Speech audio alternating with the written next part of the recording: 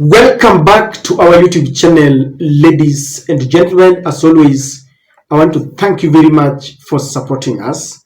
If you are watching us for the first time, please take a second or two and subscribe to our channel. Click the notification bell to allow YouTube to notify you. I want to thank you very much to those who support us. Ladies and gentlemen, ever since Kenya gained independence, the successive governments have always ruled with a group of people that call themselves Deepstate. These are always very powerful politicians and wealthy and influential businessmen who form a ring around a president. They sometimes dictate who sees the president and who cannot. And many times they play a very pivotal role in succession. When they realize that the president is about to do his term or to complete his term, they will always try to dictate who succeeds the president. And in the twilight days of the president, they will ensure that those who are unwanted around the president will not see the doors of State House. And many times there are names that feature. During Kenyatta, people like the late Charles Njonjo, that name featured. During Daniel Moi, the word's name featured, and it was like whatever he said was final. You could not, overlook what the word said. During Kibaki, there were people like Martha Karua, Ambassador Francis Mudaura, and even people like Chris Murungaru. Those are people who sometimes decided what happens, and they can dictate the president, of course, with a host of very many politicians and businessmen. During Uhuru Kenyatta, people used to say Matiang'i and other presidents really wielded a lot of power. In Ruto's government, I have seen the name of Farouk Kibet. You will rarely see Farouk Kibet, but politicians have confessed. But for you to see William Ruto, you will have to pass by Farouk Kibet. These are people who control the president. The deep state sometimes frustrate even those who supported the president during campaigns. And the people who sometimes suffer most are their deputies or vice president. It's not lost on us that President William Ruto has always complained that in their second term with his predecessor, Uhuru Kenyatta, he was pushed to the periphery and he was not being listened to. This question is coming up. Is Gachagua being pushed away by the deep state? Because if you look at what is happening, there seems to be an attempt to push him to the periphery. But Gachagua has found a way of penetrating the ring around President William Ruto. And he has always ensured that whatever he dictates, always becomes law. I want you to watch this video because it will summarize what I mean when I say that even if some people are trying to frustrate Rigathi Gachagua, and even if some people feel that maybe Rigathi could be replaced in 2027 by maybe Ndindi Nyoro or Musalia Mudavadi, it is not going to be a walk in the park because the deputy president knows how to maneuver his ways sometimes under the guise of playing loyalty to the president. Watu ya 2NK, msikuwe na wasiwasi. Nitakaa chini na nyinyi na tunataka katika ile board ya NTSA, katika hiyo board tutaweka mwakilishi wa transporters hapo ndani. Katika TLB tutaweka member wenu hapo ndani. Na nimemwambia gavana wa Nairobi tutakaa chini na yeye kwa sababu sisi ndio tulimchagua. Mimi ndio niliketisha Wakikuyu pale Nairobi nikamwambia wamchague. Na nimemuita tukae chini na yeye. Mambo yoyote ambaye anaamua ambaye anaweza haribu biashara katika Nairobi, kwanza tuongee tukubaliane. Hatutaki speed mingi sana, twende pole pole. Si ndio? Hiyo maneno ati ya kutoa matatu nini, hiyo maneno haiwezekani. Sitaki tuanze kusumbua wafanyabiashara. Na mimi nampongeza governor wetu Susan Keheka. Pale Nakuru watu wetu walikuwa wamefukuzwa na ile mtu ya Azimio alikuwa anaitwa Kenyajui. Akawapeleka msituni. Mimi nikaenda Nakuru nikaambia nyinyi ndio mtaamua. Huyu gavana alipeleka nyinyi msituni, mfukuze yeye kama gavana, mpeleke yeye msituni, nyinyi mtoke msituni mrudi town. Si ndio watu wa Nakuru walifanya? Si ndio walifanya? Gemoria ule murauga mundu uyu amuigatete akamutwara githaka-ini. Maundu me moko-ini manyu, mutimutware githaka-ini na nyumu githaka-ini mucoke town. Ndio twaguo mekire. Na huyu msichana wetu Susan Keheka tunapongeza yeye kwa kuchunga wafanyabiashara. Anatatizwa kupelekwa kotini wapi tunamwambia angangane ndakenderio guoya na nitokwaria na Sakaja ni kijana mzuri, ni governor, nitamketisha chini, tutakubaliana vile wafanyabiashara watakaa Nairobi bila kusubuana sana. Mungetaka nimketishe chini, tukubaliane na yeye, tulimsaidia na vile tulimsaidia tutaketi chini na yeye tukubaliane vile tutakaa. For failing to act, watachukuliwa hatua. In Mwea sub-county, the deputy county commissioner, the sub-county commander, the sub-county AP commander, and the men in charge of DCI, we are withdrawing them and they are going back to Nairobi. And tomorrow, we shall have new county commissioner, new police commander, katika Kirinyaga. Mimi niseme, la kwa niaba ya Rais William Ruto niongee nikiwa hapa Kirinyaga. We are not going to transfer anybody who fails in his duty. Kwa sababu transferring failures is transferring a problem. All other counties are part of Kenya. Wale wamesababisha vifo Kirinyaga hawezi pelekwa Kiambu. Ndio watu ya Kiambu wakakufe. Hawezi pelekwa Nandi, hawezi pelekwa West Pokot. Hawa tutawafungulia inquiry file tuwachunguze. Wale watapatikana na makosa wataenda kotini. Wale wengine watafutwa waende nyumbani wakakae na mabibi zao.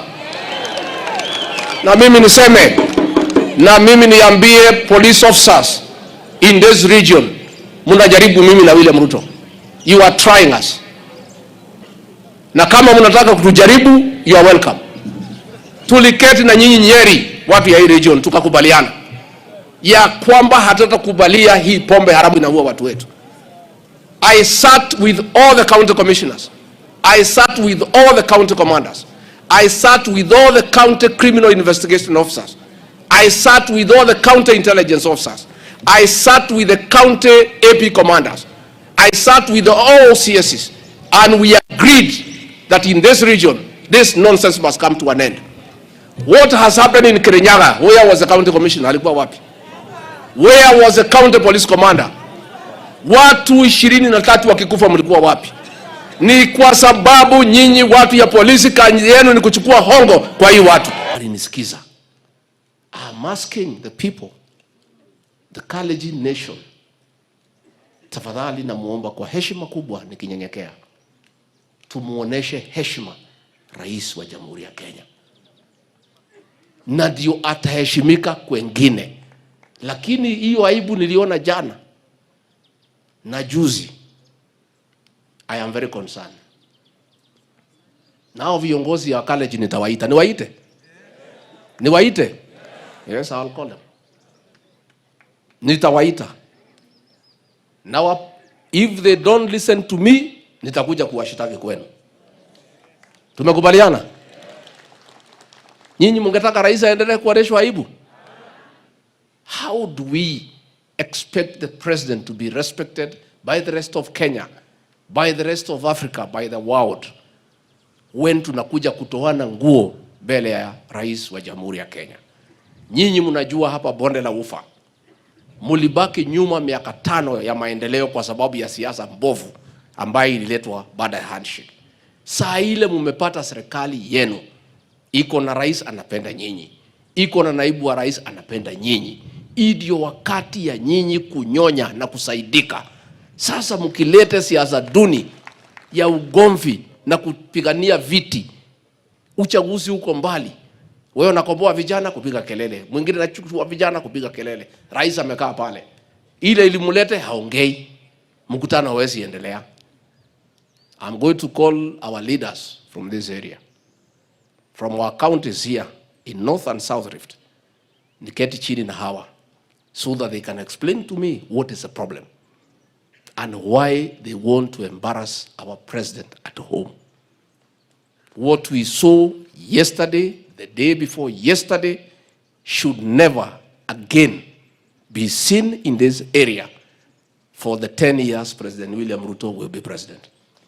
Now, ladies and gentlemen, the videos that have shown you will tell you that, number one, when the current Nairobi governor had a plan of decongesting the Nairobi CBD, he had crafted a move of taking away long-distance vehicles from the CBD to Green Park.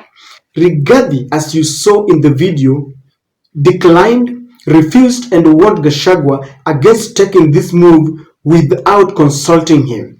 And even told him, "We're the people who voted for you. I told the Kikuyus to vote for you, and so you must consult us." As we speak, that mission was aborted. And that tells you that Rigathi is powerful. He's the man who crafted this idea that shareholders must be given their way first, so that others who did not vote for William Ruto should wait. And he has always maintained that when it comes to issues that touch their people, then you have to face Rigathi Gachagua. So that mission of removing vehicles from CBD to Green Park failed, even if you say that it's not being listened to. When he realized that alcoholism was becoming a menace in Mount Kenya, Rigathi Gachagua started that move, and it forced William Samoei Ruto to convene a cabinet meeting where they passed that moving forward, they were going to deal decisively with illicit brew. You know, I looked at it and I was like, William Ruto agreed to get in the mix because this was an initiative of Rigathi Gachagua. Now it has become a national issue. It is not only being handled in Mount Kenya, but national. There's a national crackdown on alcoholism, something that he started like a joke together with the second lady, Madam, the wife to the deputy president. And this tells you that when Rigathi Gachagua starts something, he will go for it. He is a go-getter. No one ever imagined that something that is started, you know, like a joke, would become a national issue like this. Number three, when the president was heckled in Bomet, Rigathi Gachagua just went there and read a riot act to the people of Bomet, and even said he would call the leaders who organized this, who organized their supporters. And he warned that if you want to contend with him, then show any sign of disrespect to the president. As we speak, in fact, 24 hours after Rigathi Gachagua spoke, Kithure Kindiki warned against heckling, and they were in pursuit of the people heckling the president. As we speak, some of them have been arrested because Rigathi Gachagua took that move. The president has been heckled, you know, many times. But when Rigathi Gachagua took that moment and warned and decided that it was wrong for people to heckle the president, while in other regions they respect him, it became an issue and they were arrested. What does that tell you?